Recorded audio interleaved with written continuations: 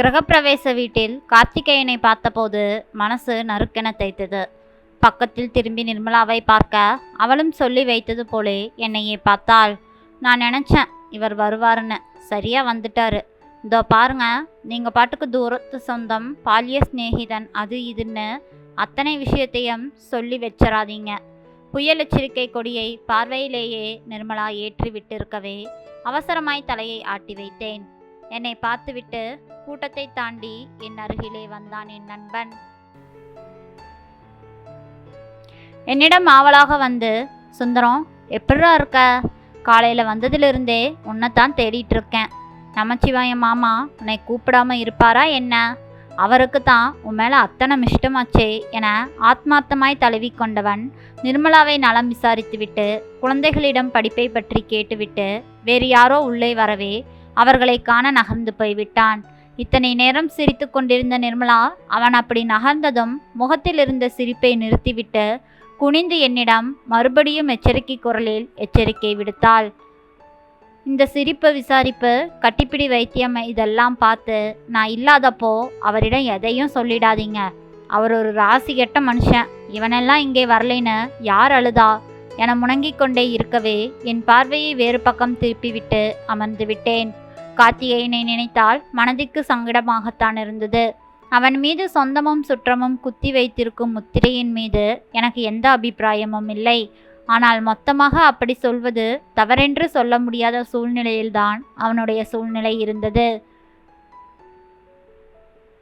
இருவரும் கல்லூரியில் ஒன்றாகத்தான் படித்தோம். அதன் பின் அரசாங்க தேர்வு எழுதி ஒரே அட்டம்ப்டில் பாஸ் செய்து மனைவி, குழந்தைகள் என என் வாழ்க்கை சரியான பாதையில் செல்லவும் கார்த்திகேயனின் வாழ்க்கை அங்கேயே நின்றுவிட்டது. படித்து முடித்த கையோடு அப்பாவின் கடைக்கு பொறுப்பேற்கவே 2 ஆண்டில் வியாபாரம் நஷ்டமாகி தொழிலை மொத்தமாக மூட வேண்டியதாகிவிட்டது. விருதுநகரில் ஹோல்சேல் கடைக்கு மேனேஜராக போனான். முதலாளி குடும்பத்தில் சொத்து தகராறு என கடையில் ஏகப்பட்ட குழப்பங்கள் ஏற்படவும் கடை மொத்தமாக கைமாறிவிட்டது. கார்த்திகேயனுக்கோ வேலையும் போய்விட்டது. அடுத்தடுத்து 6-7 இடங்கள் போவதும் வருவதுமாகவே இருந்தான். நிலையான வருமானம் எதுவும் இல்லாததால் கல்யாணம் முதல் குழந்தை வரைக்கும் அத்தனையும் தாமதமாகவே நடந்தது. தொடர் தோல்விகளும் தொடர்ந்து துரத்திய துரதிருஷ்டமும் கார்த்திகேயனை துக்ரி என்ற இடத்தில் கொண்டு வந்து நிறுத்த வாய்க்கு வாய் வேறு வேறு அடையாளத்தோடு அறிமுகமாகப்பட்டான் கார்த்திகேயன். அவனை கூப்பிடாதீங்க, அவனுக்கு எதுவுமே சரியில்லை, அவன்கிட்ட சொன்னால் நல்ல விஷயம் எதுவுமே நடக்காமல் போய்விடும். எனக்கு இதிலெல்லாம் துளிக்கூட நம்பிக்கை இல்லைதான். ஆனால் வேலையிலிருந்து சலித்து திரும்பி வீட்டில் நிம்மதியாக அமரும் கொஞ்ச நேரமும் யாருக்காகவோ சண்டை போட்டு அவனை நல்லவன் என்று நிரூபிக்கும் ஆர்வமெல்லாம் தொலைத்திருந்த நடுத்தர வயதாகிவிட்டது எனக்கு. ஆனால் கார்த்திகேயனை பற்றி மற்றவர்கள் ஏதாவது சொன்னால் மனது உண்மையாகவே வருத்தப்படும். அவன் காதுகளில் இதெல்லாம் விழாமல் இருக்கவாவது வேண்டும் என மனப்பூர்வமாக கடவுளிடம் வேண்டிக் கொள்வேன். பந்திக்கு அழைப்பு வரவே குழந்தைகளோடு எழுந்து சென்று பந்தியில் அமர்ந்து சாப்பாடு பரிமாறப்பட்டது. ஆண்களுக்கான வரிசையில் இடம் காலி இல்லாததால் நான் நின்றுவிட்டேன். என் கஷ்டகாலம். பக்கத்தில் வந்து அமர்ந்து குசலம் விசாரிக்க ஆரம்பித்து விட்டான் கார்த்திகேயன். எத்தனை கஷ்டங்களை கண்டிருந்தாலும் அவன் ஒரு உற்சாக ஆசாமி. ஏதேதோ பேசிய பின் நான் பயந்த விஷயத்துக்கு வந்து நின்றான். ஏன் சுந்தரம், இப்பெல்லாம் உன்னை எங்கள் ஏரியா பக்கம் அடிக்கடி பார்க்கறதாக என் மனைவி சுகுணா சொன்னான். என்னையா, ஏதாவது முக்கியமான விஷயமா என என் காது ரகசியமாக கேட்டான். பந்தியில் அமர்ந்த நிர்மலா முறைத்த முறைப்பில் தொண்டைக்குழி வரைக்கும் வந்து நின்ற வார்த்தைகள் அப்படியே நின்று போய்விட்டது. முக்கியமெல்லாம் இல்லடா, ஆடிட்டிங் விஷயமா வந்து போக வேண்டி இருக்கு. என்னோட கிளைண்ட் ஒருத்தங்க அங்கே இருக்காங்க. ஓ, அப்போ சரி, நேரம் இருந்தால் என் வீட்டுக்கு ஒரு நாள் வந்து போடா, நானும் வீட்டில் தான் இருக்கேன் என்றான். இப்போ பார்த்து கொண்டிருந்த வேலை என்னாச்சு என கேட்க நினைத்தேன். ஆனால் அதை அவனிடம் கேட்க முடியவில்லை. அவனை பார்க்கவே ஒரு பக்கம் எரிச்சலாக வந்தது. வீடு திரும்பும்போது என்னத்தை பேசுனீங்க என கேட்டு நச்சரித்து கொண்டே வந்து கொண்டிருந்தாள் நிர்மலா. என்னவென்று சொல்வது? நான் எதுவும் சொல்லவில்லை. கார்த்திகேயன் இருக்கிற தெருவில் ஃப்ளாட் ஒன்று பார்த்துருக்கோம் இல்லையா, நல்ல வாடகைக்கு போகிற இடம்.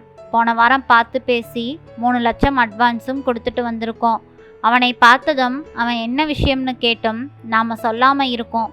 நாளைக்கு நாம தான் வாங்கி இருக்கோம்னு தெரிஞ்சா ஒரு வார்த்தை சொல்லலையேன்னு அவன் வருத்தப்பட மாட்டானா நிர்மலா என கூறியதும் அவளுக்கு கோபம் வந்து விட்டது. எதுக்கு சொல்லணும்?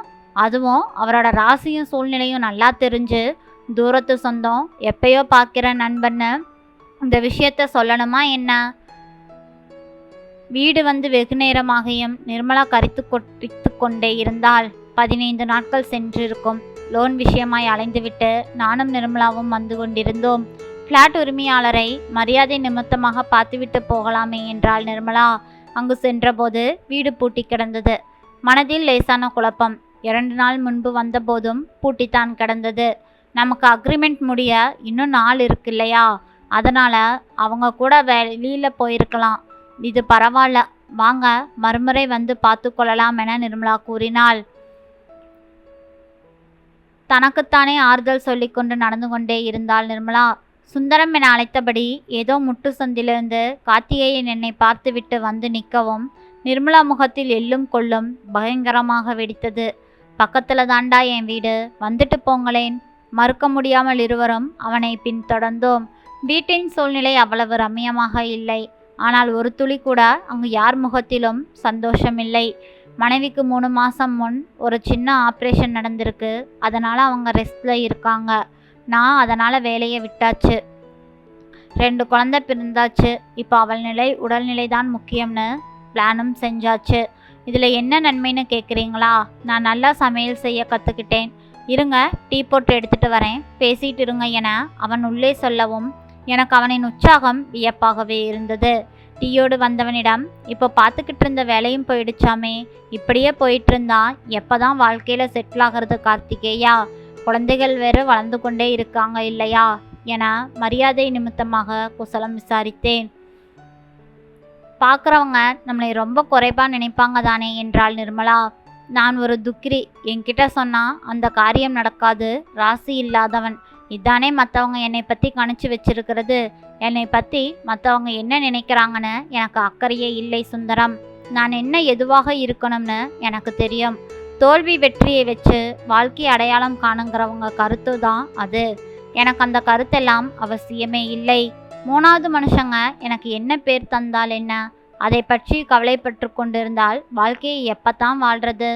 என் மனைவிக்கு நான் அன்பான கணவன், குழந்தைகளுக்கு அரைவனப்பான தந்தை. அவங்க தந்திருக்கும் இந்த பேர் தானடா எனக்கு வாழ்க்கையில் முக்கியம். செய்கிற வேலைக்கு நான் உண்மையாக இருக்கேன். இழந்ததுக்காக உட்கார்ந்து யோசிக்கிறதில்ல. இறுதி நிமிஷம் வரைக்கும் வாழ வாய்ப்புகள் வந்துக்கிட்டே தான் இருக்கும்னு நேர்மறையாக யோசிக்கிறேன்.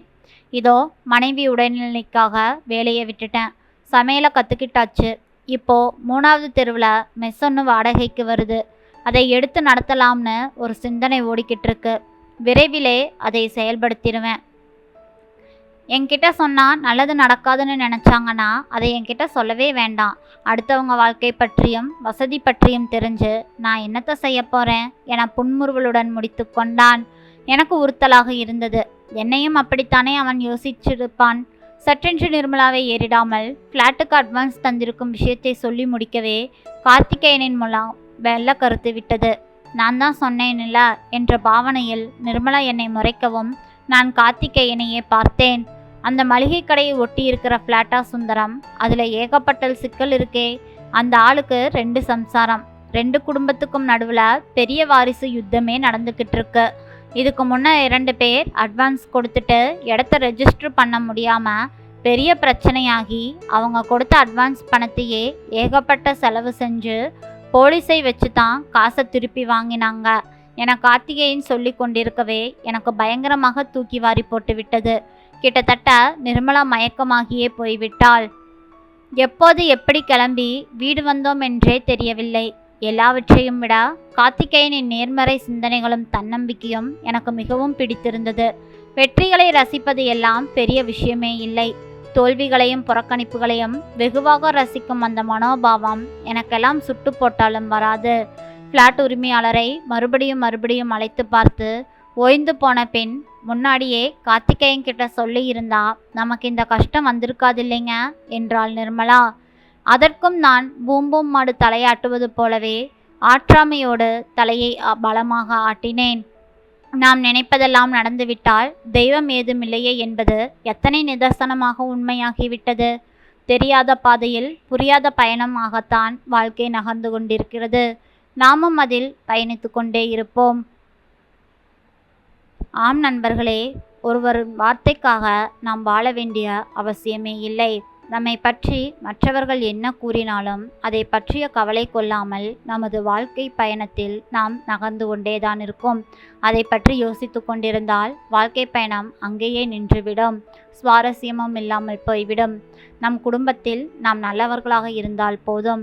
நன்றி. இந்த கதை பிடிச்சிருந்ததுன்னா மறக்காமல் லைக் பண்ணுங்கள். நம்ம சேனலை சப்ஸ்கிரைப் பண்ணி உங்களோட ஆதரவு கொடுங்க. மீண்டும் நாளை வேறொரு கதையில் சந்திக்கலாம். நன்றி நண்பர்களே.